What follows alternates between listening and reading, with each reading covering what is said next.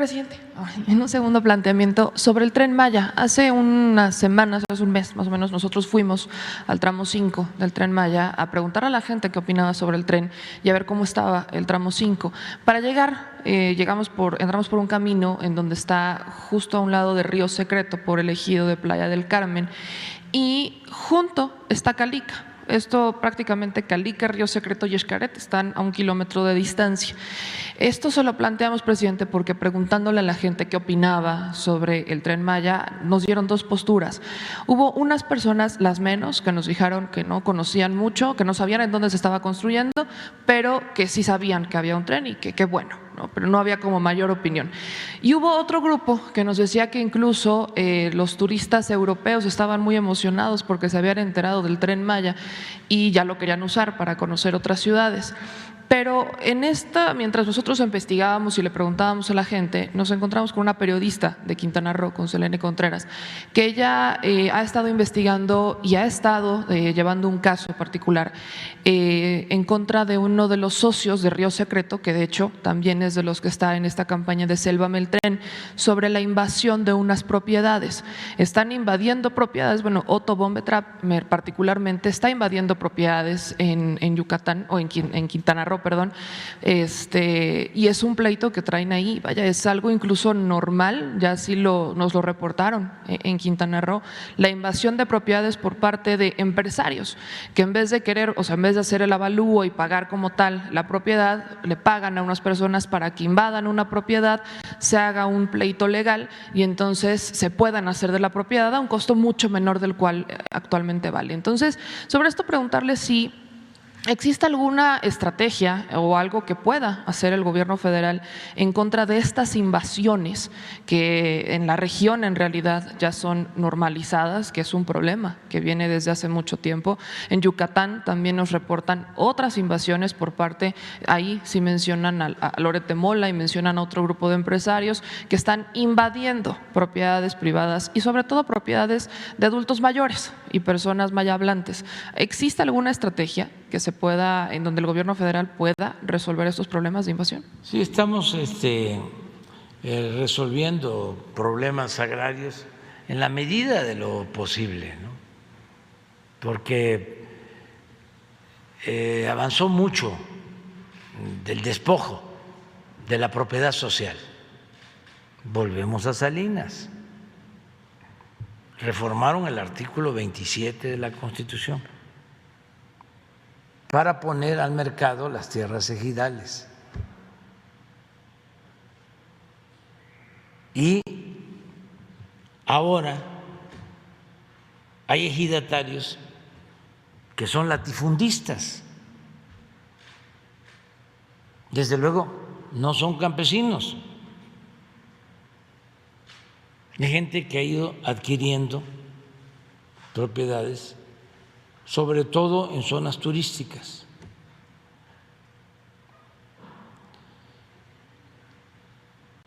Esa fue una reforma a la Constitución, al artículo 27, porque no se podía vender la tierra ejidal.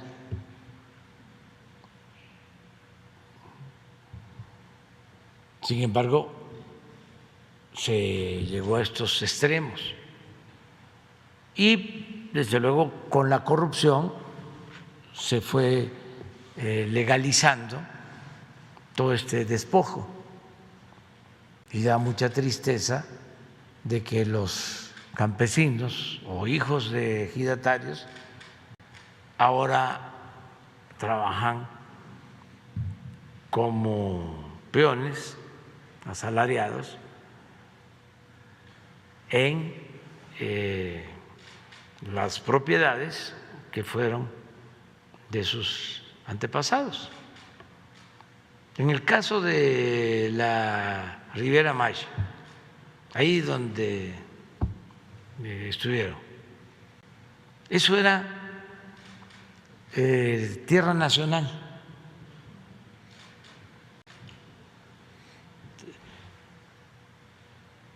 Es cosa de revisar la historia de Quintana Roo. era un estado muy despoblado. Todo esto que ahora es Playa del Carmen, ¿sí? Cancún mismo, en los años 50, en los años 60 del siglo pasado, no había población, era mucha tierra y poca gente. Entonces empiezan los desarrollos turísticos, era territorio y nombran desde el centro a los gobernadores y hubieron buenos gobernadores. Estoy tratando, bueno,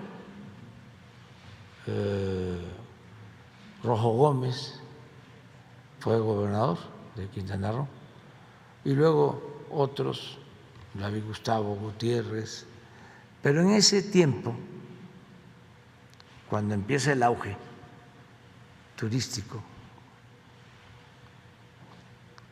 coincide con el inicio del gobierno de Echeverría. El proyecto de Cancún se diseña cuando estaba Antonio Ortiz Mena de secretario de Hacienda en el gobierno de Díaz Ordaz y empieza a construirse y a desarrollarse con Echeverría. Entonces, como pensaban en hacer un plan integral, se crearon fideicomisos. Ahí donde estuvieron ustedes era un fideicomiso, creo que es el fideicomiso de Xel-Há, si no me equivoco. Sí, estamos hablando de 50, 60, 100,000 hectáreas. Todo eso que era de la nación ya no existe. Todo eso se privatizó. Y ahí fue donde se hicieron estos desarrollos turísticos. Entonces, pues con sobornos a los antiguos pobladores les fueron comprando las tierras o las tierras nacionales las fueron adjudicando a particulares. Esa es la historia y por eso lo de Calica desde el gobierno de Salinas se entregó lo de los permisos de Calica y luego se renovaron los permisos hasta poseer 2.400 hectáreas para bancos de material. Y lo mismo en el caso de Xcaret y otros centros. Entonces, la principal oposición al Tren Maya viene de ahí, porque se sentían los dueños de ese paraíso. ¿Considera que Calica podría haber estado pagando sobornos a estos empresarios? Porque están realmente a un kilómetro, están a un kilómetro y hacen detonaciones. Sí, si no había soborno, había influyentismo. Porque uno de los permisos se entrega un día antes de que termine el gobierno de Cedillo, 1 o 2 días antes. Entonces, está documentado. y muy influyentes, muy protegidos, porque se trata de una de las empresas constructoras más fuertes en Estados Unidos. Se llama Vulcan. Entonces, tenían una demanda contra el gobierno de México, porque no se les autorizaba ampliar la extracción de material. Entonces llegamos a un acuerdo, es decir, a ver, ya no vamos a permitir que extraigan material, porque esto es un agravio, una destrucción al territorio. ¿Cuál es el término que no es ecocidio? Devastación. Desastre ambiental, un desastre ecológico, ambiental. Entonces llegamos al acuerdo, les dimos 2 o 3 opciones. Una, se les dan los permisos para que puedan construir con materiales adecuados, como campamentos, utilizar lo que ya escarbaron y que ya son como albercas. No sabíamos, por ejemplo, al principio que han extraído material de 8 o 9 metros de profundidad. O sea, debajo del mar. ¿Sí? Bueno, esa es una opción. Pero además les damos la concesión, se les otorga la concesión para que el puerto, en vez de estar sacando material, sea un puerto de cruceros, que no hay en esa zona, en el macizo continental, no hay. Sí, dijimos, siempre y cuando ya no sigan extrayendo material, que no usen como banco de material, porque se llevan ese material a Estados Unidos.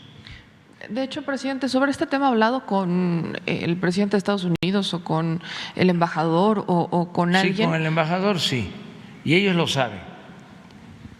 Y vamos a seguir hablando. Entonces, nos dicen sí, nos interesa, y nos traen un proyecto. Entonces, muy bien. Nada más que necesitamos la autorización del Consejo de la empresa. Bueno, pues que se busque la autorización del Consejo de la empresa. Mientras tanto, ¿sí?, no queremos que sigan extrayendo grava, arena, material de construcción. Se para todo para llegar a un acuerdo. Pasan 2 meses, nosotros esperando que iban a dar permiso para que entraran las brigadas de la Secretaría de Medio Ambiente de Semarnat, hacer el estudio completo, porque hay también manglares, hay selva, y definir la potencialidad del suelo, cuántos se podía autorizar para presentarles el proyecto. Pueden hacer tantas cabañas, convertirlo en un centro turístico. Entonces llegamos al acuerdo de que en tanto no se hacía el estudio, se paraba todo. Y pues estábamos en esa idea. Yo fui 2 veces más, sobrevolaba la zona y no había movimiento. Pero como al tercer mes, bueno, todavía invité al señor, al CEO, como se le dice a los gerentes, a la inauguración del tren, del aeropuerto Felipe Ángeles. Y muy buenas relaciones, y tenemos buenas relaciones. O sea, pues aquí no se trata de asuntos personales. Pero voy en uno de los últimos viajes y entonces me informan de que estaban trabajando, de que no habían parado. Quizá pasábamos nosotros los domingos y no veíamos nada, o se enteraban de que íbamos y paraban la extracción de material. Pero cuando me informan, digo, no es cierto, no puede ser. Me dice, sí, pues vamos. Y, oh, sorpresa. De hecho, cuando fuimos los vimos trabajar y Vulcan mandó un comunicado hace no mucho diciendo que el gobierno de México ilegalmente había frenado las labores dentro de Calica y que ellos seguirían luchando para conseguir que les autorizaran volver a un pleno estado laboral dentro de la empresa. Sí, entonces ahí sí ya pues, se tomó la decisión de cancelar por completo